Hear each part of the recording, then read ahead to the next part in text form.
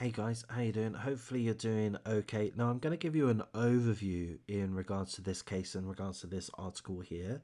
There is a link in the description if you'd rather go through that yourself. But I'm going to give you an overview for a couple of reasons. One, because it is a lengthy article. If I was to read through the full thing, it's just going to get a little bit dry. So I'll give you an overview. I will scroll through the details to make sure I give you all of the pertinent points. And it is, forgive me, it is quite the drama. I don't mean to deter away from the severity of the situation. It is a tragic situation. It involves the death of a 25-year-old man who was brutally slain. I'm going to say primarily by the man that you see on the left here, whose name is Armando Barron. He's 32 years of age. But his wife also, who you see on the right here, Brittany Barron, and we're not aware of how old she is for some reason. The article hasn't told us. They're both facing murder charges. They're both currently on trial. There's a murder trial currently in regards to the pair of them. In regards to the same victim, my read on the situation is that certainly the husband is an absolute psychopath and is responsible for the brutal murder of this man. If we're to believe the wife's testimony, then her acts within the incident, within the murder, were fully under duress. So I guess it's up to the jury to decide whether or not the wife is being honest, if she was under duress, or perhaps she wasn't. Perhaps she's telling porky pies. But certainly she claims that she was under duress. So I'll give you a bit of an overview as to what happened, and then I'll go through things. I'll scroll through the article and I'll go into a little bit more depth. But yeah, to begin with, as an overview, the lady on the right, Brittany Barron, had an affair with a co-worker. His name, if I pronounce his name correctly, hopefully I do, Jonathan Amaral, 25 years of age. They met together at work. Company name is called Teleflex Medical OEM. And the husband discovered the affair by reading some text messages between the wife and the co-worker. So I'm going to refer to Jonathan Amaral as the co-worker, and Brittany as the wife, and I'll refer to Armando Barron as the husband. So the husband discovered about the affair between his wife and the co-worker after he looked at some text messages, and this was in September 2020. This happened in New Hampshire, and he subsequently brutally beat his wife, Brittany. He then took their children to to the grandmother who lived next door. So there were 3 children, I believe they're all girls. He took them to the grandmother and he threatened the wife.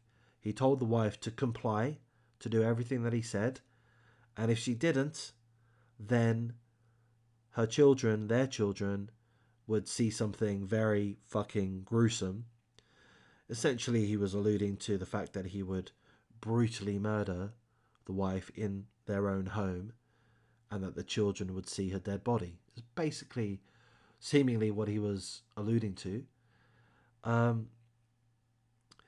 So I will go through the details more thoroughly, but to keep things short at this point, the husband ordered the wife to take them to meet the co-worker. They met the co-worker, if I understand, in a rural area, and the husband subsequently beat the wife directly in front of the co-worker, the person that she was having an affair with, beat her brutally, and seemingly also beat the man.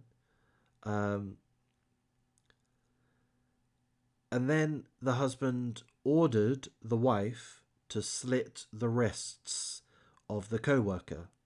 and the wife subsequently slit the wrists of the co-worker. Then the psychopathic husband, the alleged psychopathic husband, shot the man, I believe 3 times, we'll double check in a minute, shot him, dead, and then they bundled his body of the tragic victim, the co-worker Jonathan Amaral. They bundled his body into their car, into the trunk. They drove some way away, 225 miles away, to again a rural area.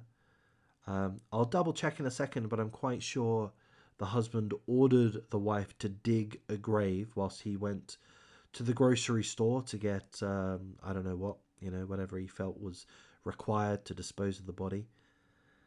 And when he came back, he ordered the wife to behead the co-worker, Jonathan Amaral. And subsequently, she did. Those are the key points in regards to this case. So in a moment, I will scroll through and I'll pause a little bit just so I can, just double check the details and then relay that to you. But at this point, those are the key details. Of course, full condolences to the victim who was brutally murdered and beheaded following his death, Jonathan Amaral, and of course, full condolences to his family. As I say, both of these scumbags are currently on trial for murder. I'm going to amend what I just said. The husband is without a doubt, allegedly, an absolute psychopathic, brutal murderer of the highest order. My feeling is, if the wife is being honest in stating that she was ordered to do what she did, and if she didn't comply, she feared for her own life and for the life of her children. If that is true, and I guess the jury would be in the position to make a much better judgment on that than myself, certainly. If that is true, then I would feel a great deal of sympathy towards the woman concerned, towards the wife. I would feel that she isn't a murderer if she acted merely out of duress. That would be my feeling. But of course, it's quite possible that she's lying, that this is merely her defense. Maybe she willingly slit the co-worker's wrists and willingly complied with other aspects of the murder. I would say I'm inclined to believe the woman. I mean, after all, she was beaten brutally.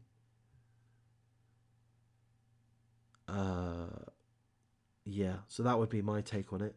I'm interested if you disagree, but I'm going to stop with the overview at this point. I'm now going to scroll through some of the details just to tidy things up a little bit. But if you don't want to stick around for the tidy up, I'll thank you for your time.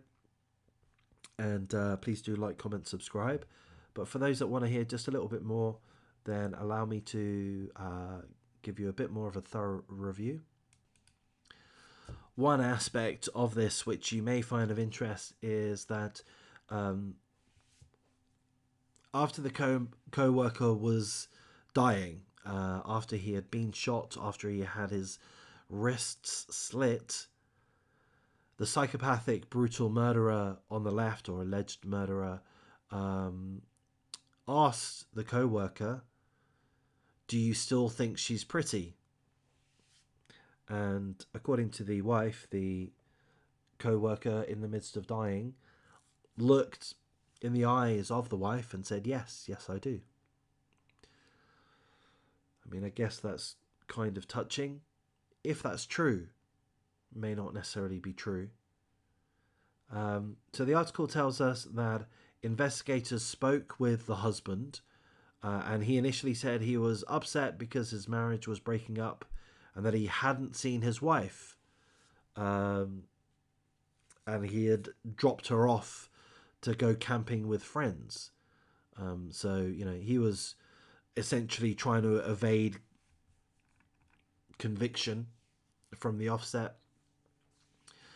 According to the wife, the husband left her 225 miles away at a Coos County site that they frequently used for camping with the co-worker's body, ordering her to bury the co-worker before he returned.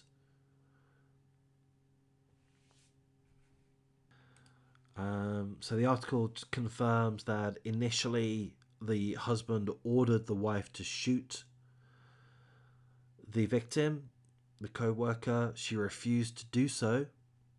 At which point he took the gun and ordered her to slit the co-worker's wrists, and she did do that. At which point the husband fired 3 shots at the victim, 2 in the chest, 1 in the head.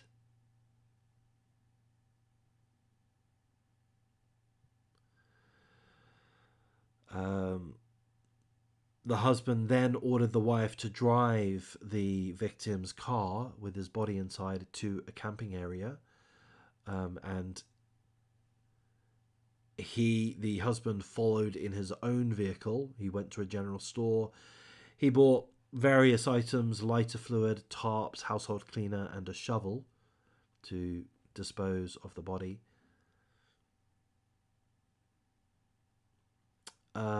The husband ordered the wife to remove the head of the victim, to behead him after he was dead. And she did, and she also buried the head. The husband also ordered the wife to dig a grave.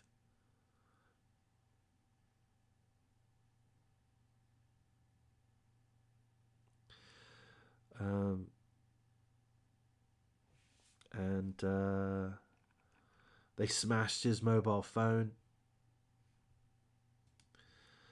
They smashed the mobile phone, the victim's mobile phone, and the husband also forced the wife to send a text message to her friends saying that she was leaving for a while. If I was the wife, if this is true, if I was the wife, I would be thinking that she was about to be murdered. That would be my guess. After police found the victim's body and his car covered in a tarp and a variety of vegetation, they took the wife into custody. She told them that her husband was coming back with concrete, dirt, and their 9-year-old daughter. The police found him driving his stepfather's car and arrested him. And that's really all of the information there. Hopefully I've done a decent enough job to cover this. It has been a little bit complicated. The article's not the best written, not written in the best possible way, but such a barbaric murder. The husband allegedly shot the victim dead 3 times, twice in the chest, once in the head. Seemingly the victim continued to profess his love to the wife. I don't know, I'm struggling to believe that entirely. Even whilst he was dying, even after having had his wrist slit by the wife.